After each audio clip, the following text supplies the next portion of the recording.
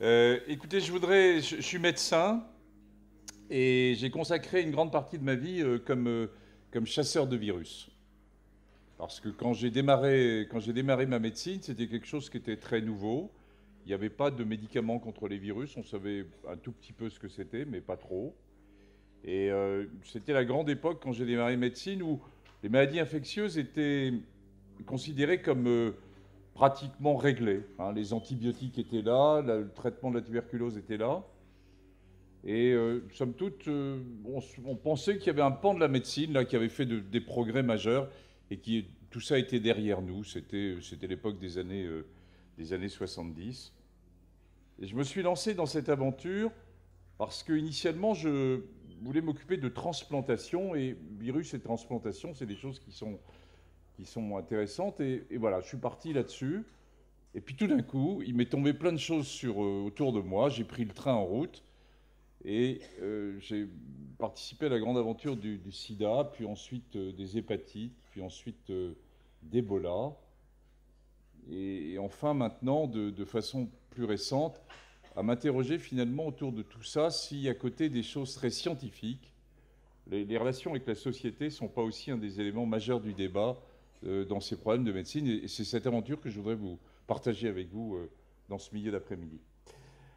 Alors, j'avais une formation scientifique de base, hein, de médecine, mais bon, j'avais fait l'Institut Pasteur, j'étais parti aux États-Unis, puis j'étais plutôt dans l'immunologie fondamentale, et en rentrant après quelques mois de séjour aux US en 83, me tombe dessus dans l'hôpital de banlieue parisienne dans lequel j'étais, de l'assistance publique de Paris, euh, tout d'un coup, cette nouvelle maladie qui était le sida, et qui révolutionnait bien sûr la médecine. On savait rien du tout. On était complètement démunis. Et puis qui révolutionnait la société et qui révolutionnait l'hôpital. J'étais moi-même, jeune assistant. J'avais mon bureau sur le palier. Les premiers patients, on les prenait en charge, même si le début avait débuté à Paris un an plus tôt, mais en banlieue, c'était un peu plus tard.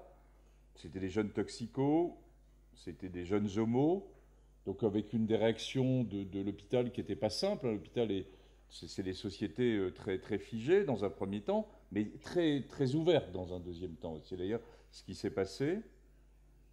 Et moi, ça a fait tilt dans ma tête sur non seulement les aspects scientifiques, mais sur les autres aspects. Quand je me suis retrouvé avec mon bureau, tous les matins, pendant 3 semaines, avec écrit dessus salle PD, salle PD, salle PD. Et là, j'ai dit, il y a quelque chose qui ne colle pas.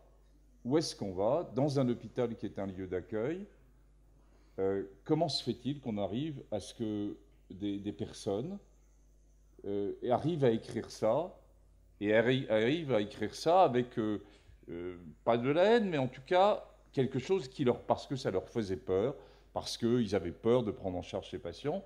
Et donc, ça a été le début de toute une aventure et de toute une révolution pour moi, non seulement médicale et scientifique, mais de vision des personnes en face. Et ça a transformé ma vie, parce que je me suis rendu compte que, voilà, à côté de l'aspect très technique qui était mon métier, qui est demeuré, je suis resté un scientifique de bon niveau, je dirais, euh, mais il y a cet aspect scientifique qui est rentré dans ma vie, et qui est progressivement, j'ai fait rentrer aussi dans les systèmes ensuite de gouvernance que j'ai eu à monter sur les organismes de recherche que j'ai eu à diriger, en me disant la société civile doit être au sein des décisions qui sont à prendre, y compris parfois en médecine. Donc si j'avais finalement, je pourrais vous dire, ben voilà, j'ai terminé ma conférence, euh, parce que c'est là l'essentiel. C'est là l'essentiel, hein. C'est vraiment cette rencontre entre euh, à la fois maintenir un niveau scientifique de très haut niveau, et nous l'avons maintenu en France, parce que la France peut être gagnante quand elle veut l'être, et puis aussi se rendre compte qu'il y a une société civile qu'on doit faire participer à un certain nombre de grandes décisions. Et c'est le cas, par exemple, ça sera encore plus le cas, je l'espère, dans les mois qui viennent pour le Comité national d'éthique. Alors on revient à cette période très dure là, de 83, 84, 85. On ne comprend rien. on est dans l'absolu échec pour ma génération. On est avec une hiérarchie médicale de mes patrons de l'époque qui ne comprend rien non plus. Donc, comme ils ne savent pas plus que nous, il y a tout d'un coup une série d'échelles qui sont en train de tomber et on finit par prendre le pouvoir parce qu'on est plus jeune et on est dans l'action. Et puis on commence à... Et puis comme on rentrait des États-Unis, on a des liens quand même avec les US. Et puis je m'aperçois progressivement que arrive, à côté de ces patients, une série de représentants associatifs, d'ACT UP, hein, de aide de l'époque, qui savent autant de choses que nous, qui ont un réseau d'activistes qui est très fort, qui est très marqué, qui est très homo, mais qui va s'ouvrir très largement ensuite sur d'autres milieux, des milieux à chaque fois qui sont au départ un peu marginalisés. Donc c'est là où ça fait peur, où la médecine classique, où la hiérarchie hospitalière se fait un peu peur. Parce qu'elles sent bien qu'il y a quelque chose d'important qui est en train de se passer, mais c'est quand même avec des patients qui sont très différents de ceux qu'ils ont l'habitude de voir. Et j'ai retrouvé ça là récemment sur Ebola. Et donc, c'est l'arrivée en force des associations de patients sur l'hôpital qui arrive. Avec un corps hospitalier, des soignants, des soignantes qui au début ont peur. Hein. On recevait ces patients, je me souviens, des patients sous scaphandre, on les enfermait dans des chambres, ça ne servait à rien, mais on pensait qu'il fallait le faire. Moi, j'étais là avec ma bande d'externes ou de jeunes internes à les porter nous-mêmes à la radio parce que les garçons de salle ne voulaient pas les porter parce qu'ils avaient peur. C'est parce qu'ils ne voulaient pas, hein, c'est parce qu'ils avaient peur. Donc il fallait apprendre à les former, donc on a appris à les former. Donc c'était dire à la direction de l'hôpital que les modèles classiques de hiérarchie et de formation par les directions ne marchaient pas et qu'il fallait court-circuiter ça et avoir un avis beaucoup plus direct, une relation beaucoup plus directe. Et des aides-soignants martiniquais très durs au départ, par rapport en particulier à l'homosexualité, ont été les premiers, 3 mois plus tard, à accueillir et être hyper sympas comme ils peuvent l'être. Donc il s'est produit à ce moment-là une révolution au sein de l'hôpital d'acceptation des différences, d'acceptation de l'autre, d'acceptation également de partager pour les infirmières, qui connaissaient rien, donc il fallait bien qu'elles partagent ce qu'elles ne connaissaient pas, entre guillemets, avec ces associations de patients qui venaient aider les patients à mourir.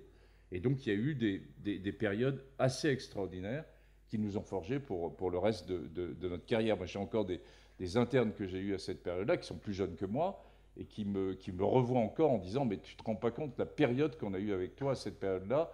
parce que ça nous a marqués pour le restant. Et d'ailleurs, ça les a en effet marqués, ils ont réussi ensuite pour la suite.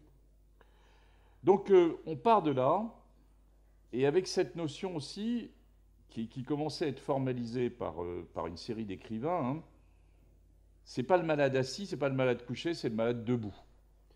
Et ça, c'est aussi un élément très très important, me semble-t-il, de notre vision qu'on doit avoir de médecins, de cette nouvelle génération de médecins, où on est des très hauts techniciens, d'un côté.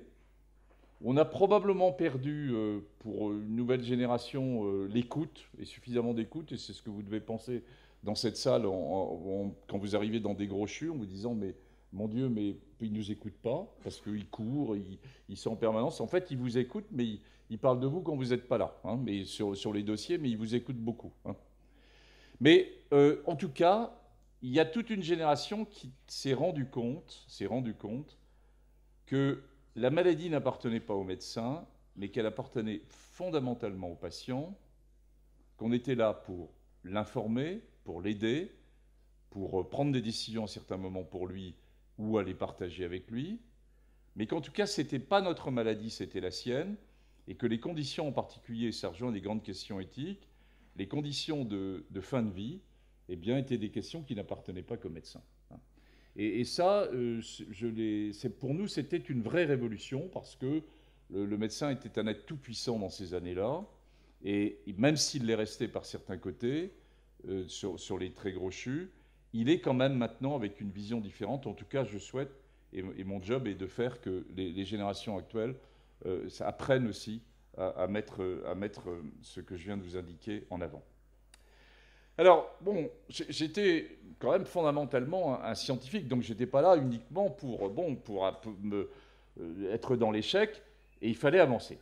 Alors donc on a avancé, et on a avancé, on a eu une période noire de 7-8 ans, entre les années 85, 80, 92, et puis en 92, on commençait à sortir des premiers médicaments. Bon, les plus anciens d'entre vous en ont peut-être entendu parler, ça s'appelait l'AZT, hein, ce nom un peu bizarre, hein, l'AZT. Bon. Et le premier essai qui a comparé l'AZT versus un placebo, le drame absolu, aucun effet de l'AZT et aucun résultat. On a failli abandonner ce médicament. Failli abandonner. Alors que ça a été ensuite un des médicaments de base. Et puis ce qui nous a sauvés, c'est que donc il ne faisait rien sur les patients sida, il ne faisait rien sur les deux marqueurs que nous avions trouvés pendant ces années difficiles où on n'avait pas de médicaments, où on avait quand même compris que le virus du sida, fondamentalement, infectait et détruisait les cellules du système immunitaire qui est censé nous défendre lui-même contre les agents infectieux ou répondre par exemple aux vaccinations. Donc ce virus avait comme particularité, il a toujours comme particularité, de détruire le système qui normalement est fait pour nous défendre. Donc les gens ne se défendaient plus, les malades ne se défendaient plus, et faisaient toute une série d'infections dont ils décédaient au bout d'un certain nombre de mois.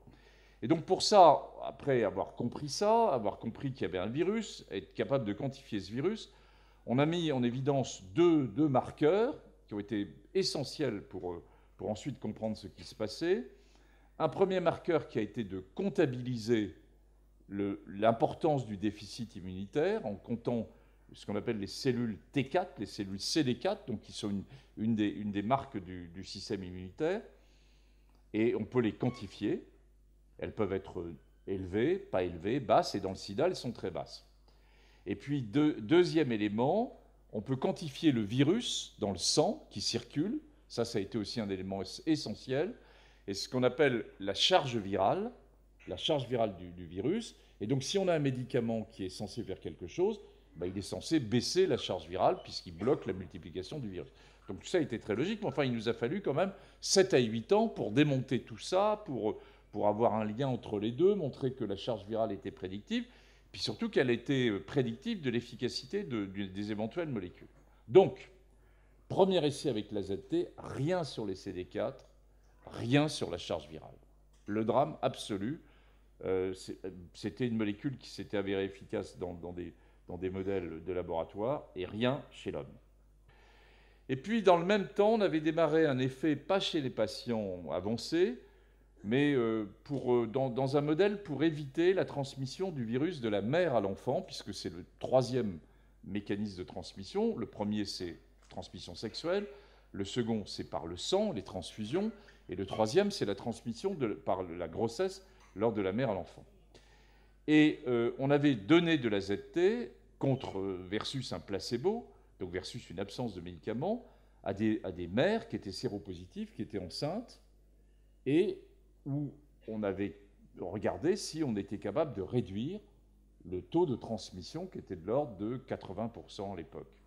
80% de transmission. Et on l'avait réduit à moins de 30%. Et donc, dans le même temps, on avait ce résultat très négatif sur les patients.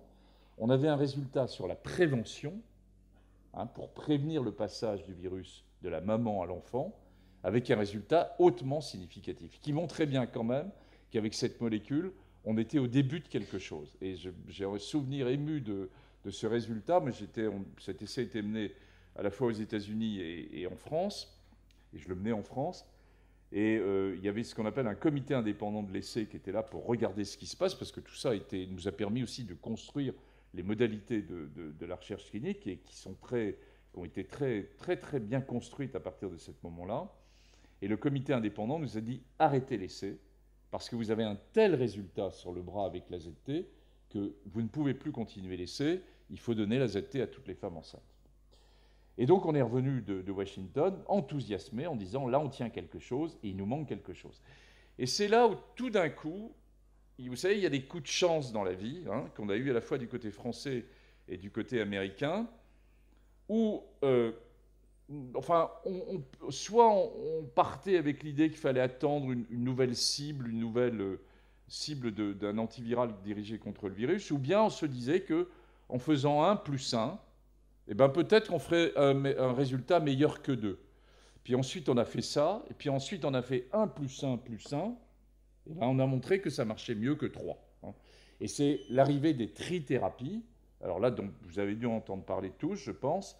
Les trithérapies, c'est la révolution du VIH, et c'est à partir de 1996 où on a, avec la combinaison de 3 médicaments, une puissance d'impact sur le virus et un blocage du virus qui fait que ce virus est bloqué, qu'à ce moment-là, le virus étant bloqué, il ne détruit plus les cellules CD4, les cellules CD4 remontent, il y a une récupération, une restauration de l'immunité, et tout d'un coup, on a vu des patients se transformer en quelques mois. Pour vous donner voilà, une idée assez précise, il y avait des scénarios qui, à l'assistance publique de Paris, dans les années 93-94, étaient extrêmement noirs et qui disaient que la moitié des lits à l'assistance publique de Paris pour les années 2000 seraient pris par des patients sida. Hein, il y avait une sorte d'antise de ça. Moi-même, dans le service que je dirigeais à Bicêtre, on avait quand même 150 décès de sida par an. Hein, 3 décès par semaine. Vous imaginez la lourdeur de ce que ça représentait pour les familles, bien sûr, mais aussi pour les soignants. Hein. C'était tous des gens très jeunes, évidemment. Et donc, c'était vraiment la période la plus difficile, 94-95. Et puis arrive brutalement, avec des résultats en avril 96, puis en juillet 96, lors d'un congrès mondial équivalent à celui qu'on vient d'organiser à Paris, qui avait lieu à Vancouver à l'époque, et ben, les premières données de trithérapie. Et en moins de 6 mois, on a vu se réduire et complètement réduire le taux de mortalité, mais de façon massive, de l'ordre de 80%, et mon service se transformait complètement, alors qu'on était à 150 décès en 96 encore. Je crois qu'on est passé à 20 décès en 97 et de l'ordre de 12-15 décès à partir de 98, et on est resté pendant 3-4 années, puis ensuite on a réduit considérablement. C'est-à-dire que c'est une des révolutions en médecine, une des premières révolutions dans cette maladie virale, je vais vous en raconter 2 autres après, mais qui a été assez extraordinaire. Et finalement, entre la découverte du virus 81-82 et la découverte des médicaments des trithérapies 96, 14 ans. Et là, de nouveau, alors, on a transformé cette maladie, en tout cas pour les pays du Nord, en maladie chronique. Il y a eu un flottement parce que la médecine a repris le pouvoir. On avait les médicaments. La médecine a repris le pouvoir. C'était assez logique. Et puis, elle n'a pas repris le pouvoir, en fait. Parce que ma génération avait été tellement marquée. Les équipes autour de nous on avait tous, et quand je dis ma génération, ce n'était pas que moi, c'était vraiment la série de médecins du même âge. Après, on a eu beau avoir les médicaments, eh bien, on est resté avec ces 2 points, c'est-à-dire l'écoute associative et puis une vision un peu différente de celle que nous avions avant autour du patient. Mais néanmoins, on s'est trouvé à partir de 97-98 à avoir géré une maladie chronique sur laquelle je reviendrai après. Alors, deuxième élément, à partir de 96, c'est bien, c'est le Nord, c'est des médicaments qui coûtent très cher. Il y a eu même une phase à un moment donné où on s'est interrogé si tout le monde aurait accès aux médicaments, s'il y aurait suffisamment de médicaments pour traiter le nombre de patients qu'il fallait traiter. Mais enfin, dès cette période, on avait déjà, on était 10 ans plus tard, et on avait la notion que la majorité de l'épidémie, elle était en train de se jouer ailleurs. Elle se jouait dans le Sud, en Afrique subsaharienne, en Asie. Moi-même, j'étais très, très impliqué en Asie du Sud-Est, au Cambodge, parce que ce petit pays avait eu un taux de prévalence très, très élevé, parce qu'il sortait des Khmers rouges, et c'est pour montrer que c'est les liens entre maladie et migration, si je peux dire. Il sortait des Khmers rouges, il avait donc été bloqué puis ensuite de l'invasion vietnamienne, bloqué pendant 6 ans, et quand, je dirais, il s'est ouvert sur les troupes de l'ONU, et les troupes de l'ONU, elles arrivaient de Kinshasa. Et donc, ils se sont trouvés avec des troupes, avec de la prostitution, avec un virus qui était mélangé, et au Cambodge, ils ont appelé au secours avec Françoise Barré-Sinoussi, parce qu'ils ne comprenaient pas les virus qu'ils avaient, parce qu'ils avaient des virus africains qui étaient mélangés à des virus, à des virus du sud-est asiatique, avec un doux mélange, parce qu'évidemment, ces virus s'étaient recombinés et étaient particulièrement agressifs. Et ce qui vous montre toutes les interactions, évidemment, qu'il peut y avoir. Mais enfin, il n'y avait pas que l'Asie du Sud-Est, il y avait surtout et essentiellement l'Afrique, et en particulier l'Afrique australe, l'Afrique du Sud. Et que fait-on au Sud? Et donc, c'est joué entre 97-98 et 2003-2004, quelque chose qui est passé assez inaperçu dans nos pays du Nord, et c'est normal, parce que ça ne nous touchait pas, ça ne vous touchait pas, ça me touchait moins d'ailleurs aussi, mais ça me touchait quand même beaucoup. Mais là, ce n'était plus une vision médicale, c'était une vision politique. Est-ce que, finalement, les médicaments peuvent-ils être accessibles là où se situe l'épidémie, hein? Et avec une question derrière, d'abord convaincre tous les médecins qu'on pouvait traiter les patients africains comme les patients du Nord, car j'ai entendu, j'ai vu, j'ai lu, dans des très grandes revues médicales, que les Africains seraient incapables de prendre des médicaments tous les jours, à heure fixe, ou à peu près au moment des repas, parce qu'ils étaient incapables de faire ça. Donc, grave erreur. On le sait maintenant, il y a 19 millions de personnes traitées en Afrique. Le taux de réussite et de charge virale indétectable sous traitement en Afrique est comparable, voire meilleur, que celui qu'on a en Europe ou aux États-Unis. Donc ça va à l'encontre, évidemment, de toutes les idées reçues. Bon. Et pourquoi? Parce que jusqu'à maintenant, il n'y avait jamais eu de traitement accessible en aussi peu de temps entre un traitement très efficace au Nord et un traitement qui s'avérait très efficace au Sud. Donc il a fallu se battre contre les médecins, ce qui est quand même une gageure. Ensuite, il y a eu à se battre contre l'industrie pharmaceutique, qui avait des coûts qui étaient les siens. Il faut que l'industrie pharmaceutique, c'est une industrie importante, elle doit avoir des revenus, j'ai aucun doute là-dessus, elle a des frais, etc. Mais il faut que vous sachiez quand même que, y compris maintenant, et pour des questions qu'on abordera peut-être à la fin, le ratio et le bénéfice de l'industrie pharmaceutique est plus important en moyenne que celui de Louis Vuitton ou d'Hermès. Hein? Bon. Moi, qui pense que s'ils créent de l'innovation et du médicament, ils ne sont pas là pour nos beaux yeux. Il faut qu'ils fassent du business, l'industrie pharmaceutique. Mais on peut quand même s'interroger si, fondamentalement, cette industrie doit faire mieux en termes de rentabilité que Hermès ou Louis Vuitton. C'est une vraie question, c'est une vraie question de fond. Est-ce que le médicament est un produit comme les autres, ou c'est un médicament, quand un médicament est vraiment très efficace, je ne parle pas des babioles, mais d'un médicament très efficace, est-ce qu'il n'appartient pas dans une certaine mesure au bien public mondial, hein?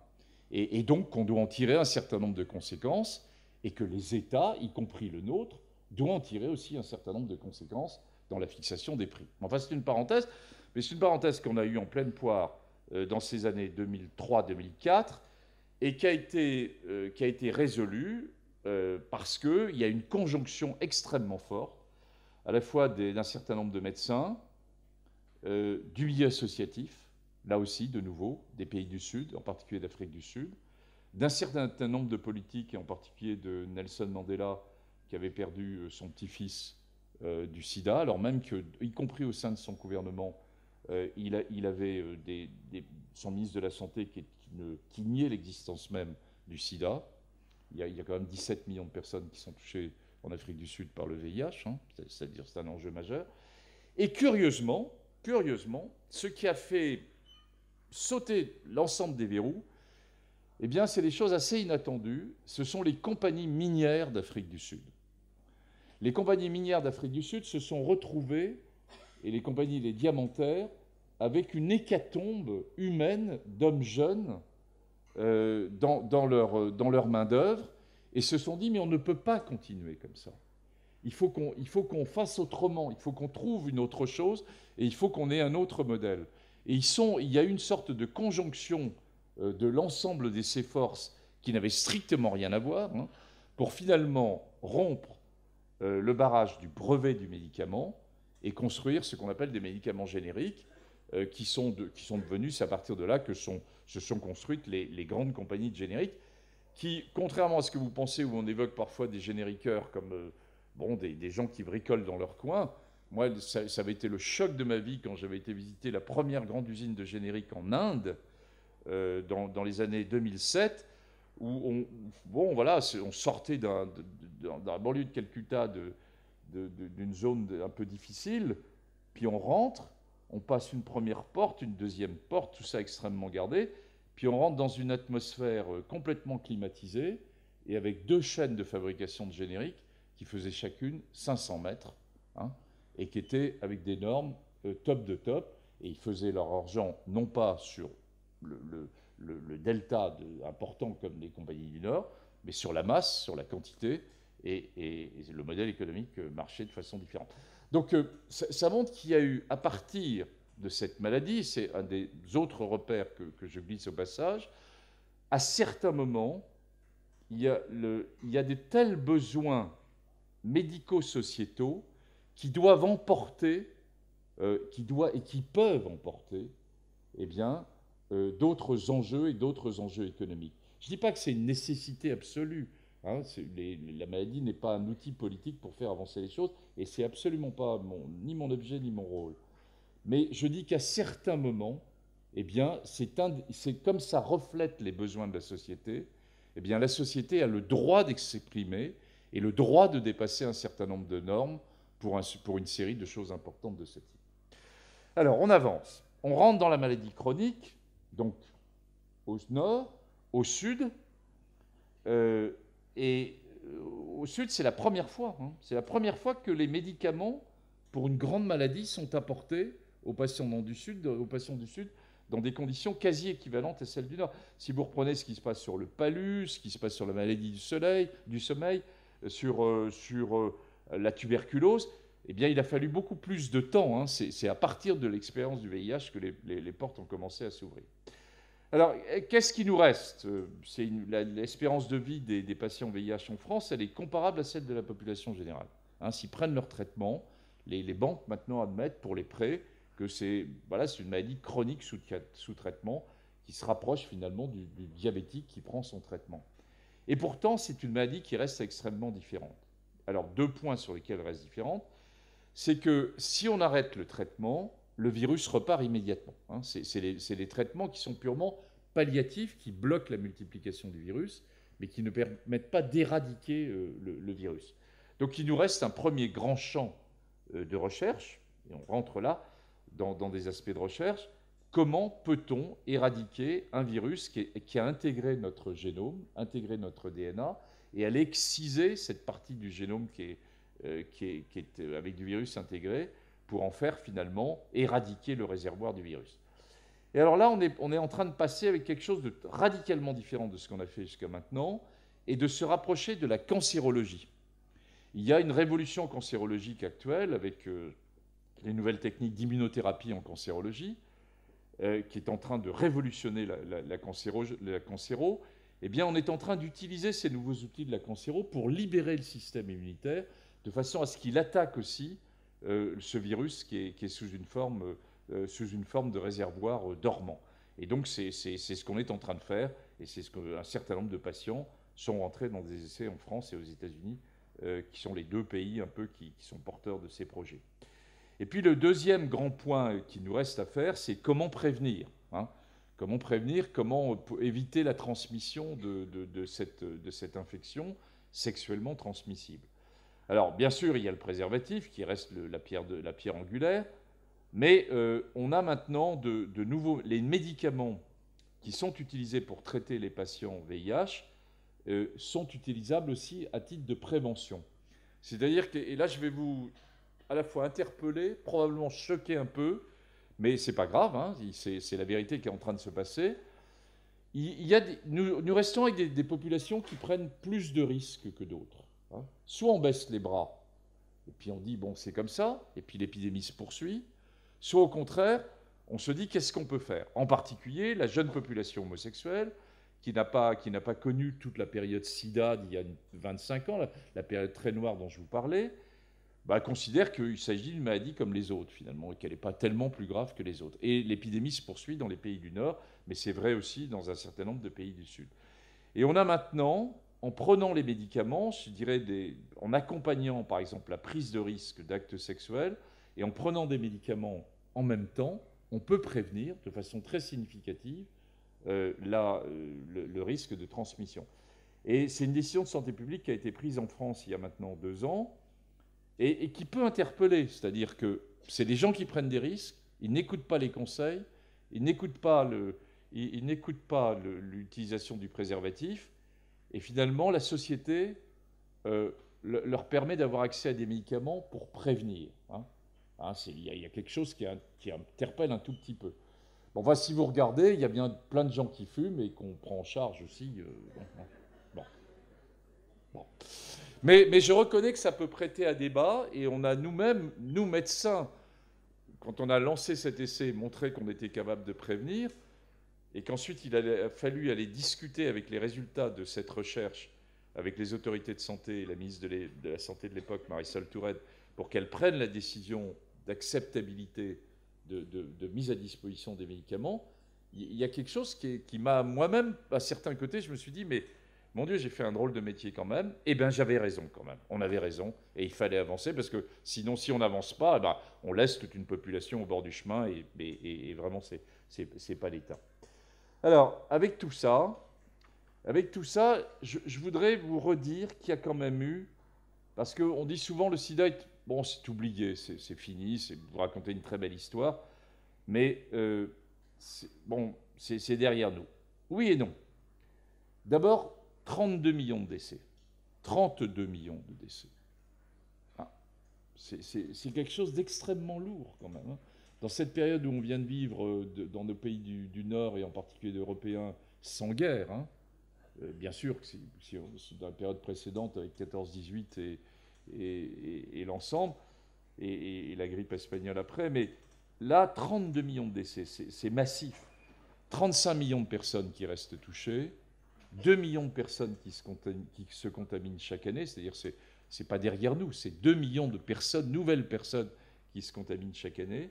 Et puis, alors, ce chiffre miraculeux, que moi je n'aurais jamais imaginé, 19 millions de personnes traitées dans le monde, c'est-à-dire qu'à partir de ce qui s'est lancé dans les années 2000 en Afrique du Sud, eh bien, voilà, c'est la première fois que des médicaments un peu exceptionnels, issus de la haute biotechnologie, ils sont accessibles dans les petits villages africains. Ça montre qu'en tout cas, on est capable, notre société a été capable de le porter. Et elle l'a porté. Pourquoi ? Parce qu'elle a fait un très gros effort, très très gros effort. Vous faites un très gros effort. Il faut que vous en ayez conscience de ça. Parce que la France est le deuxième grand donateur auprès de ce qu'on a constitué. C'est une sorte de banque qu'on appelle le Fonds mondial pour la lutte contre le sida, la tuberculose et le paludisme, qui est financé par les États du Nord pour aider les pays du Sud, même si on a une sorte de balance qui est en train de se faire, et si le Sud lui-même commence maintenant à prendre plus en charge. Au début, c'était 100% venant du Nord, maintenant c'est de l'ordre de 50%. Mais la France reste le deuxième grand donateur mondial, et si c'est le donateur mondial, bien évidemment, c'est sur vos impôts, c'est sur mes impôts. Et c'est des décisions qui ont été prises au plus haut niveau de l'État. C'est des décisions de type niveau présidentiel. On est dans des régimes, on est dans un régime français un peu particulier, où on est quand même dans un régime un peu où le président roi ou le roi président, quel qu'il soit d'ailleurs, mais ça a de bons côtés aussi, parce que de temps en temps, il y a une prise de position, et le suivant n'ose pas renier là-dessus ce qu'a dit le précédent. Mais c'est des régimes fragiles. C'est des régimes fragiles parce que ça s'appuie ensuite sur la taxe sur les billets d'avion, la taxe sur les transactions financières, mais qui n'ont pas eu il n'y a pas eu des discussions très très longues, par exemple, au niveau de l'Assemblée nationale là-dessus. C'est vraiment des décisions de top to bottom, et qui font aussi la fierté de notre pays d'avoir été capable de faire ça. Alors, où va-t-on avec tout ça ? Eh bien, on va évidemment... Est-ce qu'un jour on pourra éradiquer ? Moi, je pense que oui. Je pense qu'on arrivera à éradiquer cette maladie, et je vais vous expliquer après pourquoi. Donc on pourra, y compris chez quelqu'un qui est déjà atteint, on arrivera à l'extirper complètement, le virus qui reste sous une forme réservoir. Et puis, on va atteindre aussi de plus en plus des taux de ce qu'on appelle, nous, dans notre jargon, le 90-90-90. Ça veut dire 90% de personnes dépistées, 90% de personnes traitées et 90% de personnes traitées ayant une charge virale indétectable, donc étant bien traitées. Donc, pour ça, l'Afrique est en train d'énormément bouger avec l'innovation technologique majeure.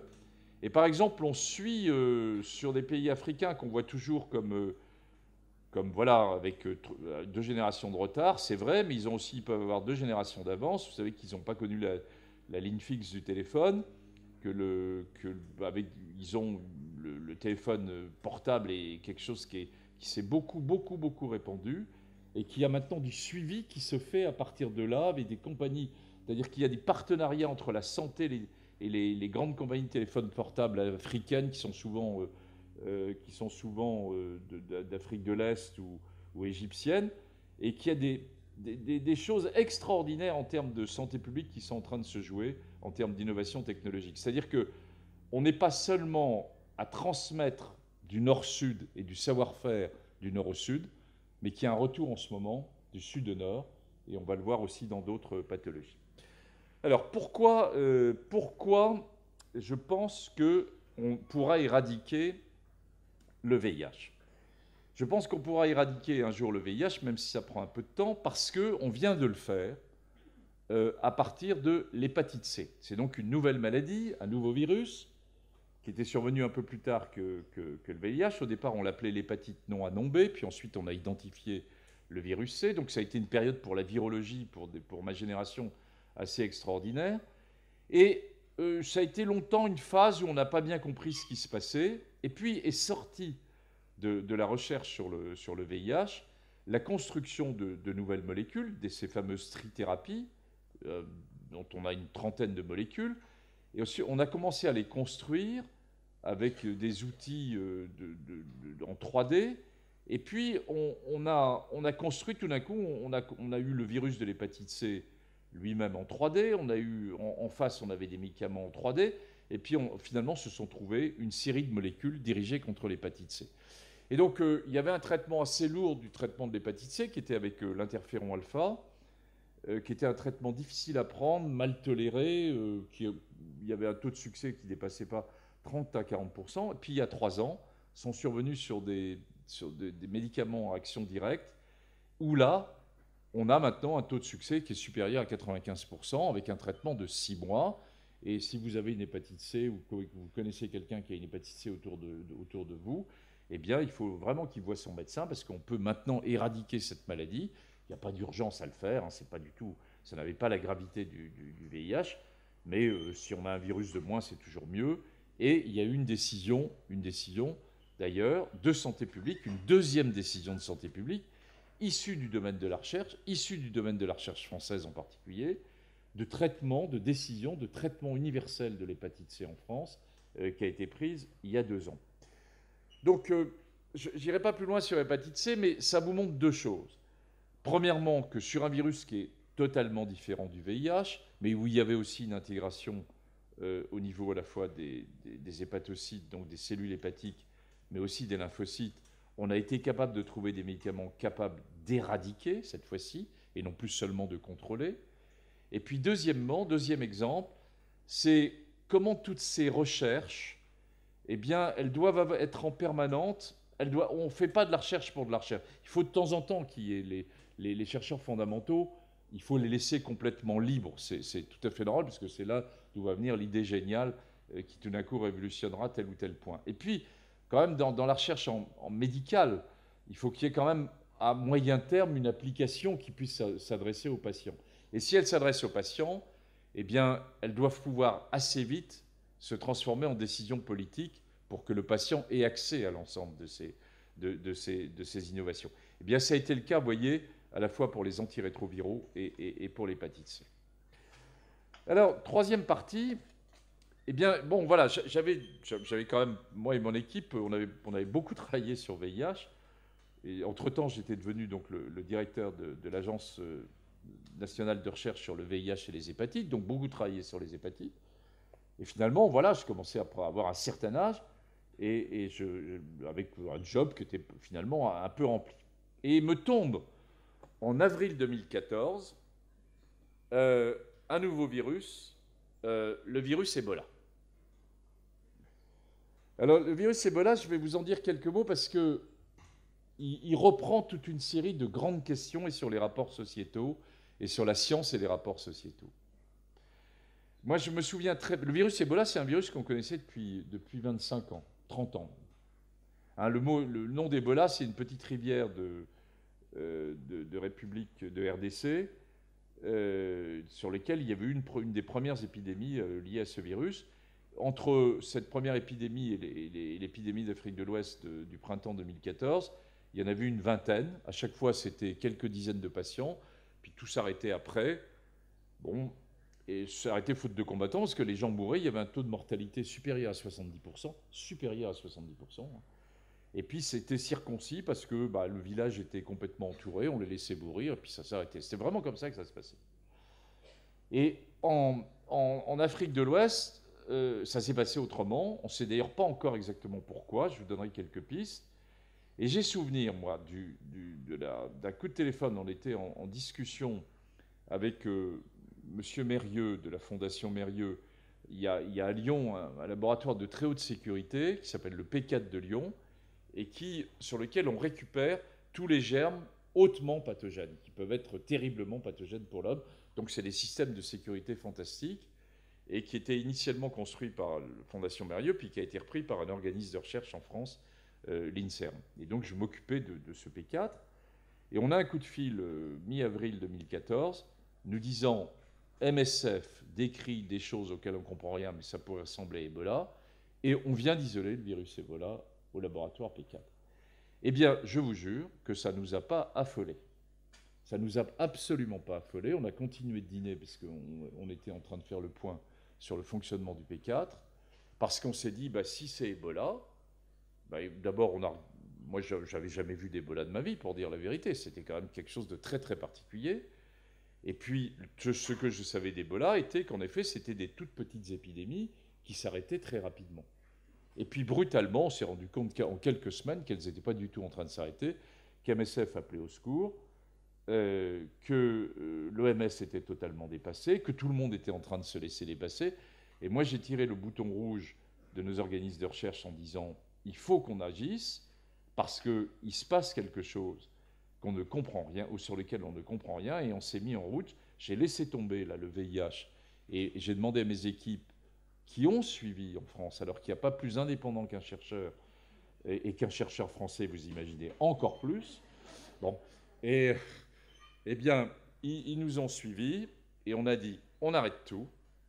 Et là, il y a péril en la demeure, il y a urgence, et on s'est lancé pour essayer de comprendre ce qu'on pourrait faire, avec un taux de mortalité de 70%. Et la première fois, je suis parti la première fois en Guinée en fin mai 2014, et on a construit le programme de recherche entre juillet et la mi-août 2014, mi-août d'ailleurs, où l'OMS a lancé le signal d'alerte en disant « c'est une épidémie, une pandémie d'ampleur mondiale ». Bon. Alors en fait, oui et non. Et en France, tout le monde s'en foutait. C'était l'été. Les médias commençaient à en parler un petit peu au mois d'août. Mais vous en avez surtout entendu parler au mois de septembre, parce que c'est là où il y a eu des premiers cas de rapatriement de soignants qui avaient attrapé Ebola, d'infirmières de MSF en général, ou d'autres grandes ONG, et qui rentraient. Et puis, il y a eu des épisodes comme par exemple, il y a eu une école à Boulogne-Billancourt, dans la banlieue de Paris, où il y avait des gamins qui rentraient, d'expatriés français qui rentraient, mais qui rentraient de Guinée, et où les autres parents avaient refusé que les enfants aillent à l'école en même temps. Bon. Ou par exemple, à l'hôpital Bichat à Paris, en septembre-octobre, l'hôpital Bichat était le service de référence en maladies infectieuses pour prendre en charge les suspects d'Ebola. Eh bien, on a vu le taux de chirurgie cardiaque ou le taux de chirurgie orthopédique programmée diminuer de 70%, parce que les patients ne voulait plus aller à Bichat pour se faire opérer. Donc il s'est créé un climat d'angoisse majeur, porté par BFM Télé, qui dès qu'il y avait, une suspicion d'Ebola, courait avec les motos pour aller filmer l'immeuble où la malheureuse personne qui n'était absolument pas atteinte d'Ebola. Bon. Enfin, tout ça a fait que, en début octobre 2014, le gouvernement, un peu inquiet, s'est retourné vers moi pour me nommer délégué interministériel de la lutte contre Ebola. Alors, j'étais sans illusion. Hein. Pourquoi? Parce que, évidemment, j'étais connu pour avoir déjà travaillé sur des virus dans tous les sens. Je m'étais mouillé déjà, j'avais déjà été en Guinée, j'avais vu l'ambassadeur, j'avais regardé ce qu'on pouvait faire. Et puis, il fallait un fusible. Si ça se passait mal, il fallait que le fusible soit évidemment pas un politique, il valait mieux que ça soit un médecin. Et donc, voilà, on te nomme là, et puis tu vas très bien te débrouiller. Et j'ai découvert les joies d'être un délégué interministériel. Vous arrivez, bon, vous avez le pouvoir, mais vous n'avez rien en face. Et puis pour remuer les ministères, c'est un peu compliqué. Mais enfin, on y est quand même arrivé. Et on a pu faire bouger les lignes parce qu'il y avait une vraie vision quand même politique à ce moment-là, où il y a une sorte de partage. Les Américains ont décidé de s'occuper du Libéria, les Anglais de la Sierra Leone et la France de la Guinée. Guinée avec lequel on a eu des relations complexes. Hein, je vous rappelle, pour les plus anciens dans cette salle, c'est la Guinée c'est la rupture, c'est un pays de francophones, hein, mais qui a été créé, c'est un pays comme la majorité de nos pays d'Afrique de l'Ouest, qui n'existe pas, c'est des frontières qui ont été fixées par la France, et où Sékou Touré s'était coupé de l'Afrique francophone du général de Gaulle. Et ensuite, tous les médecins de Guinée ont été formés soit à Moscou, soit à Cuba. Bon. Donc le seul lien qui nous liait à la Guinée depuis quelques années, c'était la langue française. Vive la francophonie, quand même, très important. Et puis, le reste, pour les médecins, au niveau médical, on est arrivé, vraiment, il a fallu repartir à zéro complètement. Mais c'était intéressant d'ailleurs, parce qu'ils avaient une autre vision, mais c'était complètement autre chose. Donc, des liens assez lâches, hein, bon, qui n'étaient pas du tout les liens qu'on a avec la Côte d'Ivoire, avec le Sénégal ou avec d'autres pays d'Afrique de l'Ouest. C'est le pays probablement avec lequel on était le plus éloigné. Et donc, à partir de là, on a mené cette task force, où j'étais pas seul. Il y avait bien sûr l'aspect diplomatique, l'aspect France, l'aspect recherche et l'aspect sécurité avec un préfet, hein, mais où quand même le cœur de notre action a été essayer de mener, d'organiser le système de soins en Guinée sur Ebola. Alors Ebola, c'est terrible parce que même pour quelqu'un qui a passé sa vie sur les maladies infectieuses comme moi, avec des choses très lourdes, et le début du sida en particulier, j'avais quand même jamais vu, moi, une maladie avec un taux de mortalité à 70%, et où 15 jours après, vous avez quelqu'un qui est en pleine forme, et qui 15 jours après se retrouve dans un sac de plastique, dans la chaux vive, complètement isolé de sa famille, et parce qu'il est hyper contaminant. Bon. C'est une maladie où le virus Ebola, le porteur, est porté par les chauves-souris. Et d'ailleurs, on a lancé une série de recherches, puisqu'on ne sait absolument pas pourquoi les chauves-souris portent des virus extrêmement pathogènes. Et malheureusement, elles en portent d'autres. C'est-à-dire qu'on verra d'autres choses, des virus émergents, alors qu'elles sont en pleine forme. Hein, elles intègrent ça et elles sont en pleine forme. Ensuite, ces chauves-souris piquent à un moment donné, ou griffent, entre guillemets, des animaux sauvages qui eux-mêmes transmettent, à qui elles transmettent le virus, qui eux-mêmes sont pris par la population, qui les mange, et il y a une transmission qui se fait donc via les animaux sauvages. Pourquoi c'est survenu en Guinée, dans ces trois pays, et pourquoi cette épidémie a pris ces proportions? Il y a eu finalement plus de 19 000 cas qui se sont avérés, avec 12 000 décès. Hein. Donc, vous voyez qu'on est très très loin des chiffres du sida, hein, que ça a fait peur à tout le monde, mais j'étais à dizaines de millions de personnes. Là, on est à 20 000 cas, mettons, et 12 000 décès. Mais avec un taux de transmission très très élevé. Alors, bon, on n'a pas bien compris, mais ça a été passionnant cette affaire de coordination interministérielle, parce que du coup, on a essayé de faire jouer différentes spécialités, pas seulement que médicales. Mais on a fait jouer les géographes, les ethnologues, les anthropologues, pour essayer de comprendre ce qui était en train de se passer sous nos yeux. Et en fait, il y a deux choses qui ont joué pour expliquer ce qui s'est passé en Afrique de l'Ouest. La déforestation, et donc une approche des villages qui a été plus facile par les chauves-souris, d'une part. Et deuxièmement, le fait que ces pays, qui étaient extrêmement pauvres, mais avaient un taux de croissance depuis ces trois pays qui étaient sur les genoux complètement, un système sanitaire complètement cassé, mais avaient néanmoins un taux de croissance depuis plusieurs années, lié au bauxite, lié à plein de choses, qui était de l'ordre de 10%, qui ferait rêver la France actuellement qu'on ait un taux de croissance de 10%. Et donc, du coup, comme ils partent de si bas, 10% de très bas, ça ne veut pas dire grand-chose, sauf que utilisation des taxis-brousses de façon beaucoup plus importante, et donc le fait du petit village isolé qui ne l'est plus totalement, et c'est comme ça probablement que c'est répandu assez vite du côté des différentes frontières Ebola de l'Afrique de l'Ouest. Donc alors, on a monté une série de camps avec les ONG, la société civile, pour prendre en charge ces suspects de patients Ebola. Donc il a fallu monter un diagnostic rapide, et puis ensuite être capable de les isoler.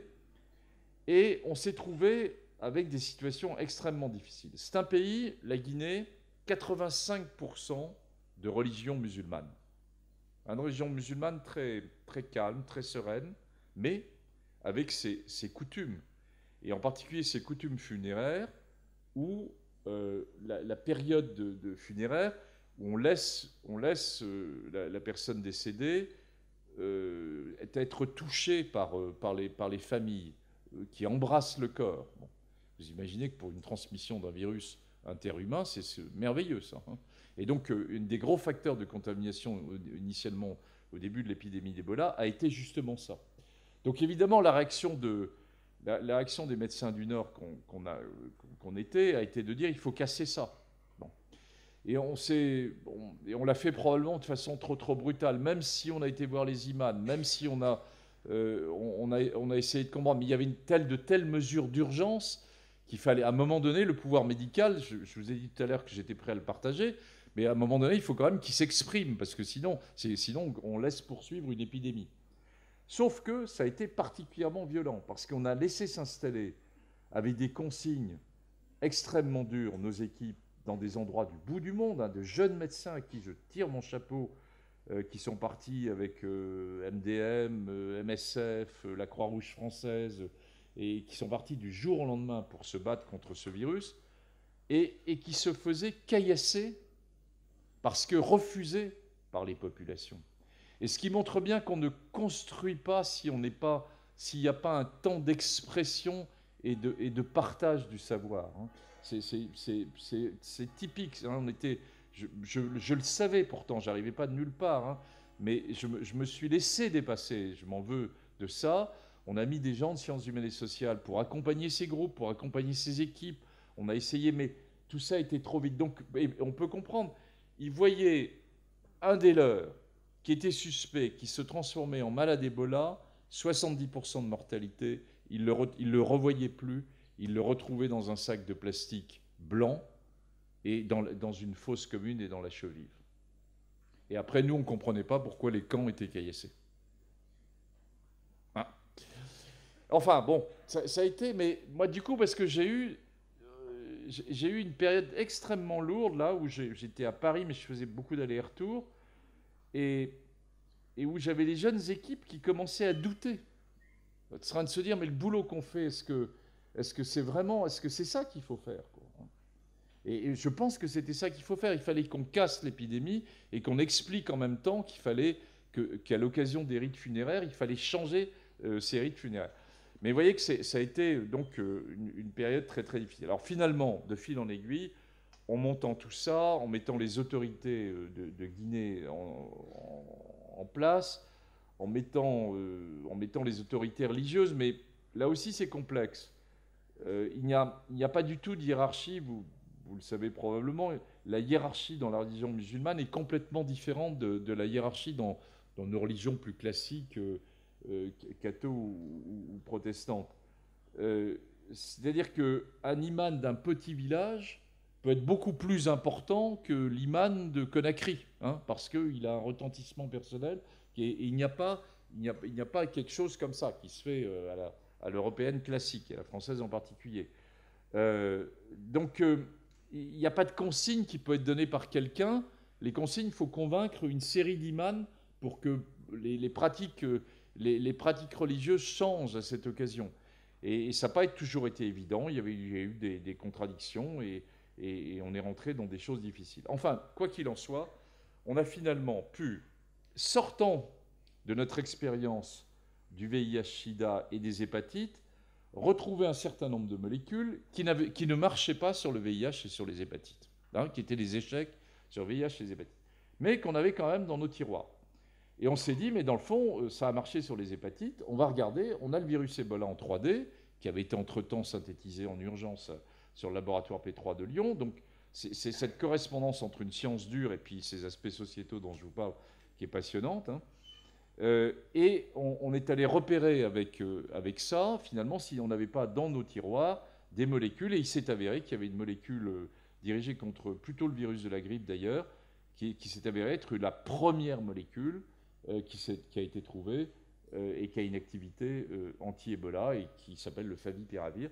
C'est une molécule japonaise qu'on a développée en France ensuite et avec lequel on a pu arrêter une partie de l'épidémie en Guinée. Et puis par ailleurs, il y avait des vaccins qui étaient en partie prêts également contre Ebola, mais qui n'avaient pas été utilisés, qui avaient été développés par les Canadiens et qu'on a pu expérimenter aussi assez vite en Guinée. Finalement, on sort de cette épidémie avec un médicament qui ne marche pas à 100%, mais qui marche probablement à 70%, et avec deux très bons candidats vaccins. Donc il y a eu beaucoup de science qui a été faite à cette occasion, mais avec aussi beaucoup de retours. Alors, pour vous montrer aussi la complexité parfois de construction de la science ou des relations avec la société, d'emblée, mais tout ça s'est joué dans cette période de l'été 2014. Hein. Toutes ces questions, on les a abordées, on les a mis en 3 mois, parce qu'après, l'épidémie a été très vite. On s'est dit, ce qui va être particulièrement intéressant, c'est de regarder les patients survivants. Pourquoi il y a 70% de mortalité et pourquoi il y a 30% qui survivent? Qu'est-ce qu'ils ont, eux, de particulier? Est-ce qu'ils ont un virus qui est moins grave? Est-ce qu'ils se défendent mieux? Qu'est-ce qui se passe, etc. Et en fait, on n'a pas exactement trouvé ce qu'ils avaient de mieux que les autres, mais on a surtout trouvé que les patients survivants étaient eux-mêmes, pendant une longue période de plus d'1 an et demi ou de 2 ans, porteurs du virus, étaient réservoirs du virus.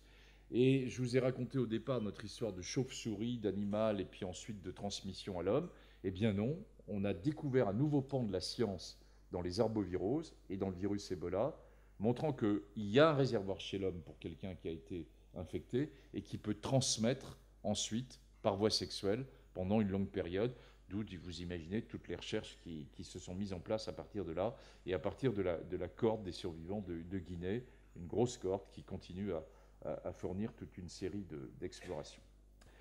Alors juste pour terminer, je voudrais vous dire un tout petit mot comment tout ça m'a amené finalement, ce mélange entre sciences dures et puis ces aspects sociétaux, à me dire qu'on ne pouvait pas mener l'un et l'autre, qu'il fallait que l'un et l'autre se mènent en parallèle, que sinon on manquait quelque chose, hein.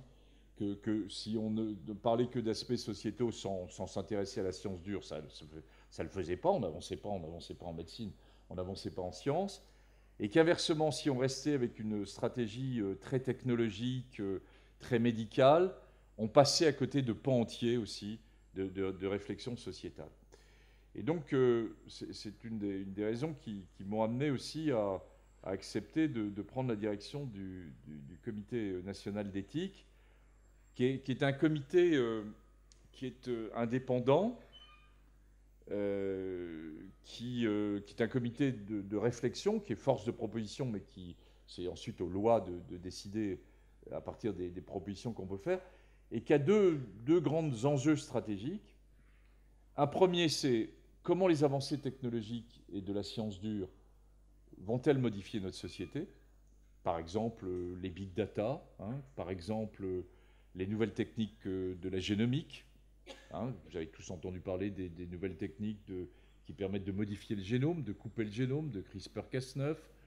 Est-ce qu'on va toucher, est-ce qu'on va pouvoir toucher le génome des cellules, des gamètes, pas seulement des cellules somatiques, mais par exemple si on regarde l'embryon de J0 à J7, et est-ce qu'on peut être capable de modifier le DNA de l'embryon en coupant ça, bon, et éventuellement de modifier l'être humain, puisque si on touche à la gamète, on touche ensuite d'exciser un gène défectueux, par exemple, hein, tel que vous en avez peut-être entendu parler en début de semaine dernière.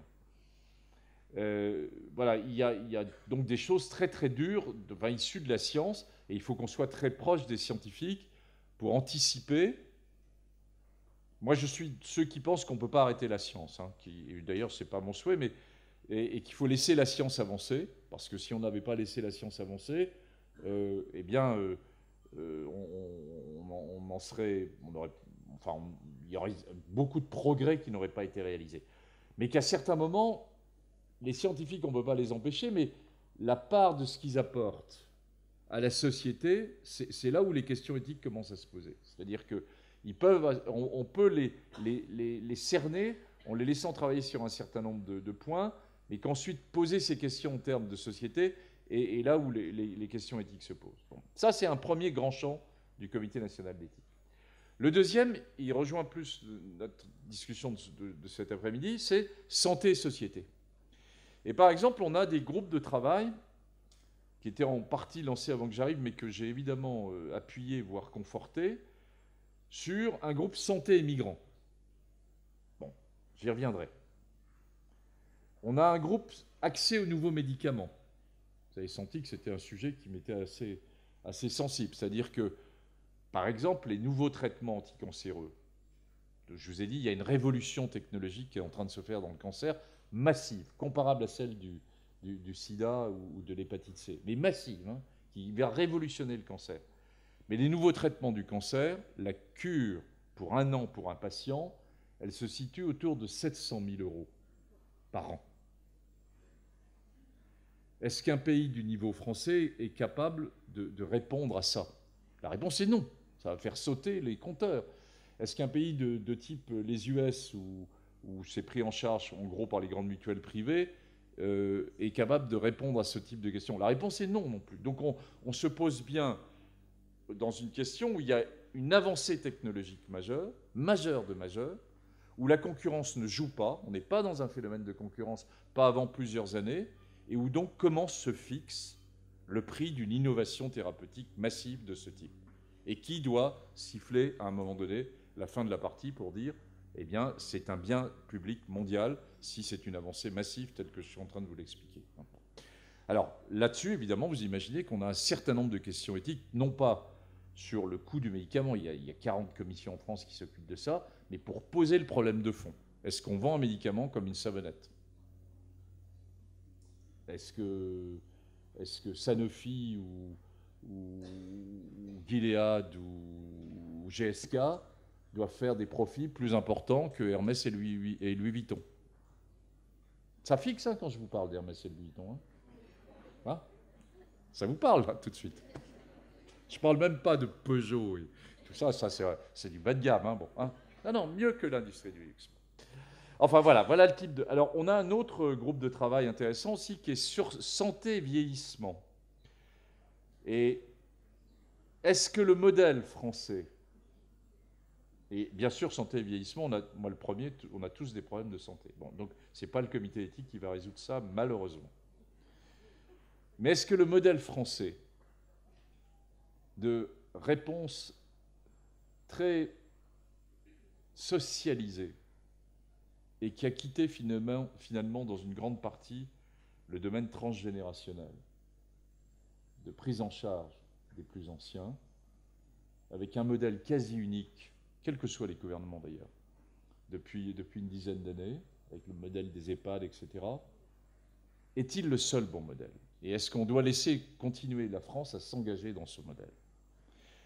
Alors ce qui me frappe, c'est qu'il y a des pays assez proches de nous, comme les pays d'Europe du Nord, qui ont un modèle complètement différent, qui restent avec beaucoup plus un transgénérationnel, qui sont revenus en arrière d'ailleurs, et puis qui a, là aussi, un peu, on pourrait s'interroger, un retour un retour où vous avez un modèle africain ou un modèle asiatique, y compris un modèle asiatique intégré en France, qui est beaucoup plus transgénérationnel. Donc, vous voyez, c'est à ce niveau-là qu'on est là pour poser, nous, de grandes questions. On ne va pas les résoudre, mais on est là pour attirer l'attention des gouvernements dans les décisions un peu stratégiques qui doivent être prises, de s'interroger sur le bien fondé des décisions politiques qui peuvent être prises, et pas seulement de court terme, mais avec une vision de moyen et de long terme. Alors, sur migrants, je terminerai là-dessus, puisque c'était initialement ce dont je devais vous parler, mais vous avez vu qu'on en a parlé quand même beaucoup. Eh bien, ce qui m'a frappé, y compris même avant le Comité national d'éthique, ce qui m'a frappé, moi, c'est deux choses.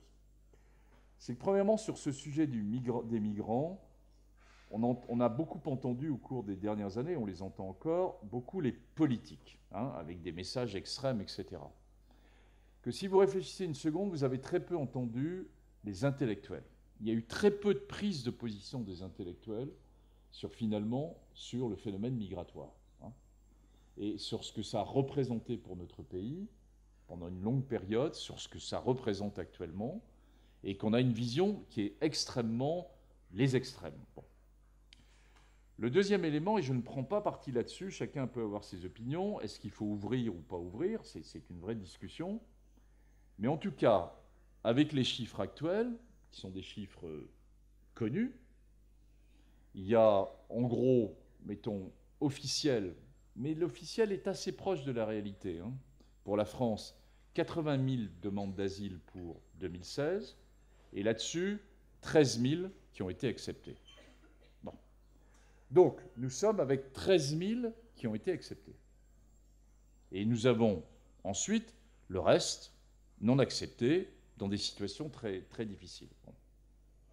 Y compris les 13 000 acceptés, et le groupe de travail migrant du Comité national d'éthique s'est rendu, bien sûr, à Calais, s'est rendu, bien sûr, en Italie, s'est rendu, bien sûr, en Allemagne.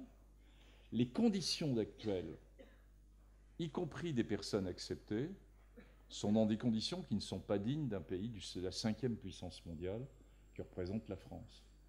C'est un trait de crayon au niveau économique.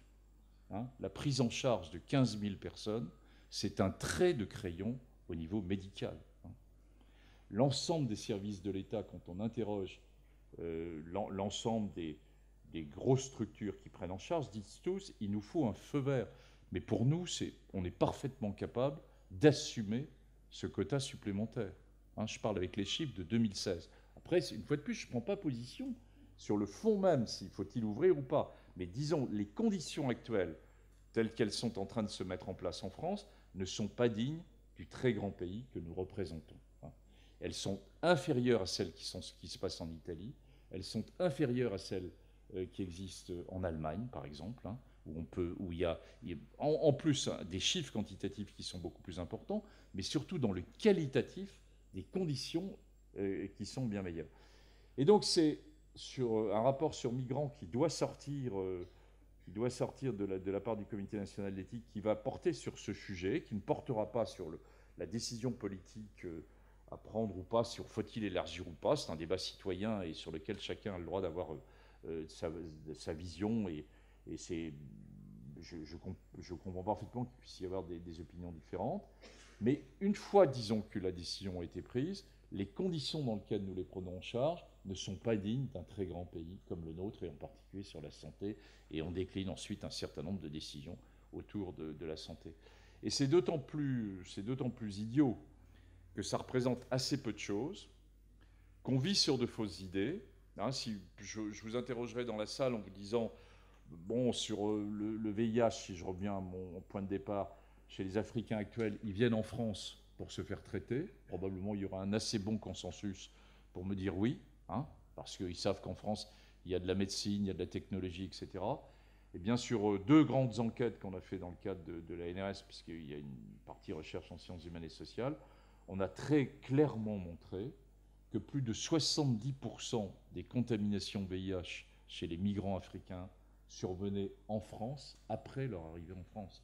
Pourquoi? Parce qu'ils sont dans des sociétés et dans des conditions d'accueil qui se prêtent, et en particulier chez les femmes qui n'ont pas de domicile, où il faut trouver, enfin vous imaginez tout, qui sont liés à des conditions d'accueil qui sont incorrectes, et où on n'est pas du tout donc, pour une prise en charge qui est en train de se passer, mais au contraire, quelque chose qu'ils ont acquis en France.